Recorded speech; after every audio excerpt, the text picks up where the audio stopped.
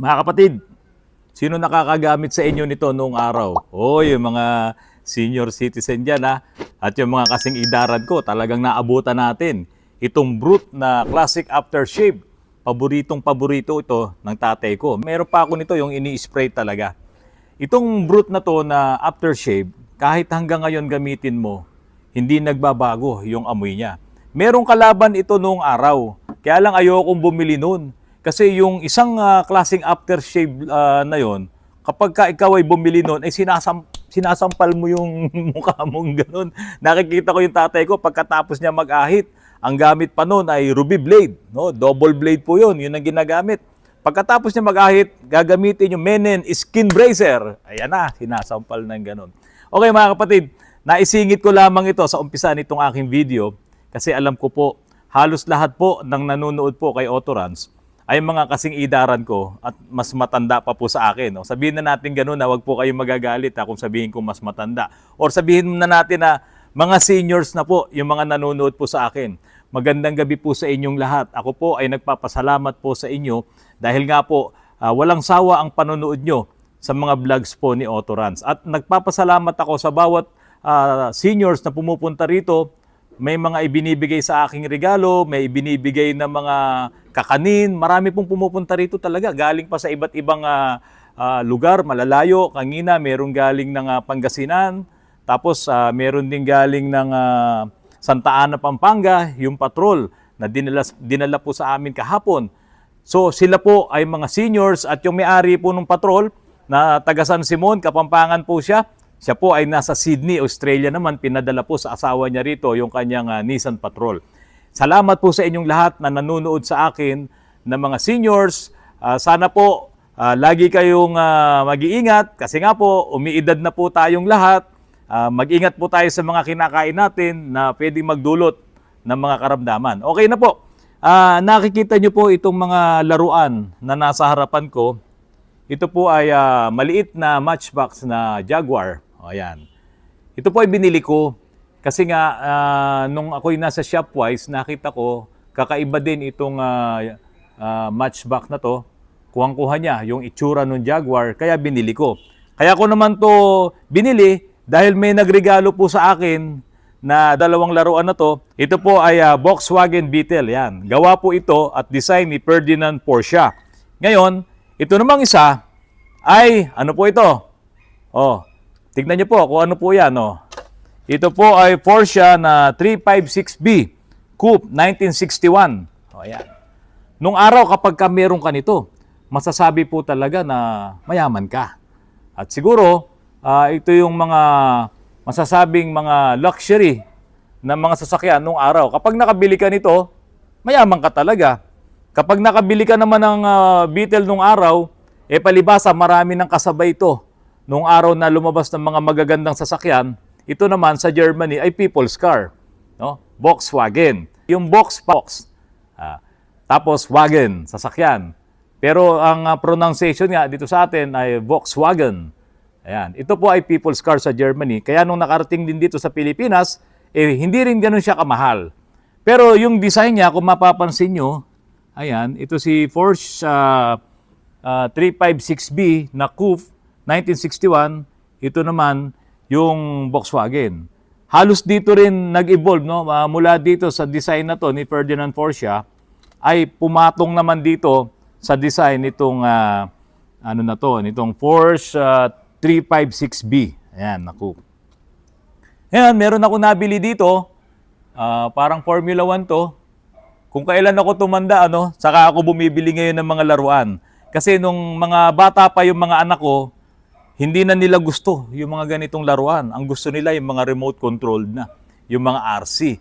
So, yung mga bumibili na lamang ngayon ng mga ganitong laruan, yung ibinabalik na lamang nila yung alaala nung kanilang kabataan. At siyempre, yung mga collectors. Ito po ay bigay din sa akin nung isang customer ko na ginawa ko po yung kanyang Montero.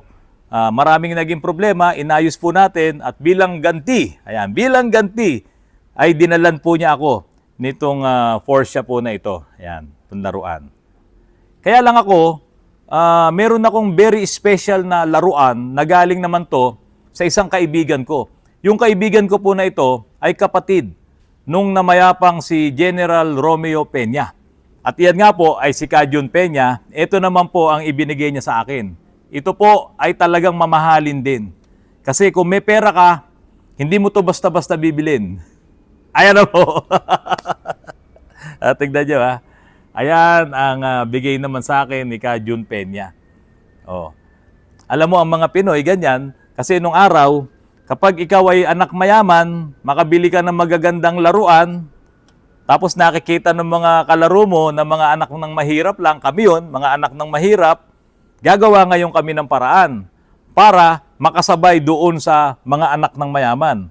At yung mga ganitong laruan nung araw, ang makikita mong ginagawa nung mga magulang natin, nung mga kuya natin. Halimbawa, ito, ay lalagyan nila ng gulong dito yan. Tutusukan ng alambre doon, tapos lalagyan ng gulong. Yung mga takip ng mga bottled water ngayon, yung mga ganyan, lalagyan ng gulong yan. Tapos hinihila-hila. O may laruan na yung anak nila. Tontuwa naman yung mga bata noong araw. Bakit sila tuwang-tuwa? Wala pang social media noon. Wala pang internet noon. Kaya pagka yung magulang nila may naibigay sa kanilang laruan, diba, tuwang-tuwa sila kasi wala silang nakikita na iba. Hindi sila mananaghili doon sa ibinibigay sa kanilang mga laruan ng kanilang mga magulang. Ganun kami noon. At yung mga laro pa nga namin noon, yung tansan, alam nyo ba yung tansan? Yung takip ng soft drinks. Kasi ngayon, halos karamihan ng soft drinks ngayon ay hindi na yung tansan ang nakalagay. So yun, papatagin namin yung tansan na yun, magiging perfect siya na flat na ganon, lagyan ng 2 butas, tapos lalagyan ng letting, yung parang lubid, tapos ginaganyan namin yun. Matalim yun. Naglalaban kami nun. Halimbawa, si Glenn, sa kanya isa, sa akin isa, naglalaban kami nun, putulan yun. Ganyan. O, ang sarap ng mga laro noong araw, no? Yan ang hindi na kayang balikan ng mga bata ngayon. Ang mga bata ngayon, nandyan, nasisiraan na yung kanilang kabataan dahil sa paglalaro dyan sa social media. At meron nga akong napanood sa GMA yata yon na yung anak talaga nila, kapag ka inalis mo yung cellphone, dahil dun sa mga pinaglalaroan nilang mga games dyan sa social media, talaga nagwawala. Nasisira na talaga yung sabihin, hindi ulo nasisira na yung kanilang kabataan. Kasi dapat kapag ikaw ay bata, mag-ugali kang bata. Itong mga ito hindi na. Masyado na silang nahuhook doon sa mga ganong laro ngayon na nandyan sa social media. At karamihan ng mga kabataan ngayon, kabata-bata pa, may sakit na sa puso. Diba? Bakit? Hindi na sila tumatayo doon sa kanilang upuan. Ganun na lamang, tapos kain ng kain. Bigay naman ng bigay yung mga magulang. Kasi natutuwa sila doon sa ginagawa ng mga anak nila na nasa loob lang ng bahay, laro lang ng laro. Samantalang yung ibang mga kabataan, nung panahon namin, pagdating ng hapon, pagdating ng 3:00 ng hapon, lalabas na kami sa bahay namin, pupunta na sa bakuran, kanya-kanyang laro na kami. Yung shato, alam nyo ba yung shato? No, yung merong ganitong kahaba na patpat, no? Kahoy, yan, mga ganito yon. Tapos ilulubog yan, huhukay kami. Halimbawa yan, nakahukay. Tapos papaluin yan, ito na lang. Ayan, papaluin yan, may pamalong mahaba yan. Ayun, pag tumaas na ganun yon, saka mo ngayon nahatawin. Iikot ka ng malayo, sumisigaw ka, shato. O yun, parang nasisira na rin ang ulo pala ng mga kabataan noon. Pero, ang gusto ko lang ipaalam sa inyo, mga kapatid, noong panahon na yon, ang mga bata nag-e-exercise talaga. Nagagawa nila yung pagiging bata nila. At napakasarap balikan noong panahon ng 60s, 70s, hanggang sa dulo ng 80s, yung pagiging bata natin. So yun lamang po mga kapatid, ito namang mga binabanggit ko sa inyo na to, kaya ko to ipinakita sa inyo, kasi merong mag-asawa na smuggler, at kontraktor na kinuha yung kanilang mga smuggled na luxury vehicles, at ito ngayon ay i-auction ng Bureau of Customs. Ayan, o siguro alam nyo na kung sino yung sinasabi ko. Itong mag-asawang to ay nandyan dati sa Senado, pinatawag sila at marami silang ikinanta doon at nakita nga yung kanilang mga sasakyan ng mga luxury vehicles. Pero bago pa mangyari itong involvement nila dito sa DPWH at yung mga Ghost Project, itong mag-asawang to ay na-feature sila ng dalawang vlogger na sikat, itong mga media personality. At nakita doon lahat ng kanilang magagandang mga sasakyan. Noong panahon na yon, medyo sobrang yabang pa talaga itong mag-asawang ito kasi hindi nila alam na palapit na pala ng palapit yung kanilang malaking kalbaryo dahil magkakabistuhan na pala dito sa Ghost Project sa DPWH at sila po ay involved doon. Yun nga ngayon ang iniimbestigahan ng gobyerno. Sara Diskaya has admitted to owning 28 luxury cars that were primarily for personal use, while a larger fleet of 40 luxury cars includes service vehicles. Grabe, no? Service vehicles lang. Mga luxury cars talaga yung ginagamit nitong mag-asawang Sara at Curly Diskaya. Ngayon, ang nakapagtataka dito, mga kapatid, ang i-auction lang ng customs. Kasi nga, ito ay kinuha ng customs Dahil nga sa hindi sila naniniwala na yung mga luxury cars na yon ay binayaran talaga ang tax at ang kanilang dyan, paano nakapasok yon. Ang sabi po, a total of 13 luxury cars confiscated from contractors Pacifico and Sara Diskaya will be auctioned to the public starting November 15. Bureau of Customs confirmed on Wednesday. So ito pong mga sasakyan na binanggit dito na i-auction ay 13 daw po ito na mga luxury cars. Teka muna, inadmit ni Sara Diskaya na siya po ay gumagamit ng 28 luxury cars. Bakit 13 lang yung i-auction? Ang sabi po ng customs dito, yung daw 13 na yon ay yung talagang walang mga maipakitang legitimate na dokumento itong mga Diskaya. So ibig sabihin, mayroon pang marami na mga luxury cars na nandyan sa pag-aari nila Sara Diskaya na hindi na po nahawakan ng customs. Uy, baka may napalusot dyan. Example ng mga luxury cars, the collection includes high-end brand like Rolls-Royce, Mercedes-Benz, Bentley, and Range Rovers. So ito yung mga i-auction, itong 13 na i-auction po na ito ay nagkakahalaga po he said the money from the auction estimated at up to 200 million will be used as additional funding for the government's priority projects. Teka muna, 200 million na mapagbebentahan nung 13 luxury vehicles na yon ay ilalagay sa government's priority projects. Baka kung ano na naman ang mangyari dyan, Bureau of Customs. Pwede ba yung mapagbebentahan dyan ay yung proceeds niyan ay ilagay sa National Kidney Institute. Kasi ang daming mga may sakit ngayon sa kidney, ang daming mga nagpapadialysis, yan ang kailangan, yung pera na yan. Huwag nyo lang ilagay yan sa sinasabi nyong priority. Sino naman makikinabang dito? O kaya ilagay nyo sa Philippine Heart Center Foundation. O, ang daming mga may sakit sa puso. Kailangan bago pumunta dyan sa Heart Foundation of the Philippines, magdamit muna ng mahirap. Kailangan magsuot ng butas-butas na damit para ma-approve sila sa foundation at sila ay maoperahan ng libre. Ganyan po yung nangyari dun sa biyenan ko. Para lamang siya ay maoperahan ng libre at makapasok siya dun sa Heart Foundation of the Philippines, talagang ipinakita niya na siya ay hindi niya kayang magbayad nung operasyon na yon. Binuksan talaga, bypass po siya. 3 ugat. O buti na lamang at talagang nakapasok yung binan ko kaya wala na siya ngayon pero tumagal pa siya ng halos 12 taon after nung bypass po na yon. Ngayon, ang daming may mga sakit na tao, ang daming may mga sakit na mga may edad na, mga seniors, kailangan yung pera na yan. Sana, itong pagbebentahan na 200 million na yan, huwag nyo nang ilagay dyan sa government's priority projects. Ninakaw na nga ito sa DPWH Di ba? Tapos ibabalik mo na naman doon. Sana sabihin nyo kung saan talaga yung priority projects na yan. O eto pa, ang sabi po ng Custom Commissioner, sabi niya, we will be fair in valuing the cars. Ang obligasyon namin sa pagseset ng floor price nito ay dapat hindi malugi ang ating pamahalaan. Magiging fair ang aming valuation process. It will be transparent. Para daw hindi malugi ang ating pamahalaan. Naku po, sobrang lugi na. Antindi na ng pagkalugi ng ating pamahalaan. Ginisa na yan sa sariling mantika at paulit-ulit ng ginigisa yung ating gobyerno, yung pera ng taong bayan. Paano mo sasabihin hindi malulugi? 'Di ba? Dapat nga lahat ng mga sasakyan, nung mga smuggler na yan, dapat kuhanin yan.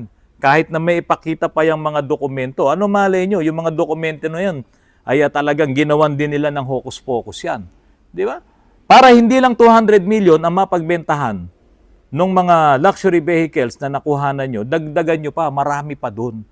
Di ba? Hindi naman makakapalag na siguro to pag talagang nilaliman nyo pa yung investigasyon doon sa mga pag-aari nitong mga diskaya. Ngayon, kung talagang mapapatunayan na iyon ay binili na lang nila ng legal, ano naman ang parusa sa kanila na bumili din sila ng mga illegal, yung mga smuggled. Di ba? Ano naman ang parusa doon? At sinabi rin po ng Commissioner ng Customs na he assured potential buyers that they will not have any issues with customs, which will issue certification that the vehicles were bought legally. Ayan. Siyempre, legal na kasi dumaan na ng customs eh. Pero teka muna, mamahalin itong mga sasakyan na ito. Ang sabi nyo, 200 million ang pwedeng mapagbentahan. Yan ang inyong estimate doon sa mapagbebentahan. Baka naman mamaya, itong 200 million na to ay maging 80 million na lang. Diba? Baka magkaroon ngayon ng lagayan kasi auction yan eh. Ha? O magbibid siguro. O baka mamaya, bumagsak ang mga presyo nito. Kasi sino mga magbibid dito? Yun talagang sobrang yaman. Di ba? Kung tayo na mga ordinaryong tao lang, ito lang ang kaya nating ibid eh. O kaya yung mga nandyan na nire-repossess sa bangko, na karamihan may mga diferensya na. Sino-sino ngayon ang magbibid dito? O, di ba? Dapat sana yung bidding nito, yung auction na ito sa mga bibili, dapat ipakita rin in public kung sino-sino yan para malaman talaga na talagang nabili nila yan ng tama. Ang sabi din po ng customs, the Discayas and the vehicles importers will not be allowed to join auction. He said, adding that Bureau does not want the auction to be avenue for them to get the cars back. Ito pa mga kapatid, kung halimbawa mabili yan nitong isang mayaman, diba? At hindi sila si Discaya, nabili niya. Kasi auction yan eh, medyo mababa na yan doon sa talagang presyo niya. Diba? Mabili yan itong isang Don Glenn. Ayan, si Don Glenn, yung cameraman ko. Diba? Hindi naman nila si screen siguro yan kung saan galing ang pera ni Don Glenn. Diba? Baka yung pera niyan galing din dito sa Discaya. Baka galing yan kay Bryce. Diba? Baka galing yan dito sa mga pumutok ang mga bulsa. Sa dami ng pera, walang mapaglagyan. Tapos magkakaroon lang naman yan ng transfer of ownership, magkakaroon ng deed of sale. Sana nilaliman nyo pa yan. Sana nilawakan nyo pa na hindi pwedeng ibenta sa mga Discaya. Hindi pwedeng ibenta nung nakabili dito sa mga involved dito sa Ghost Project ng DPWH. At saka, kung kayo po ay mayaman na, hindi ako naniniwala doon sa malas yan, swerte yan.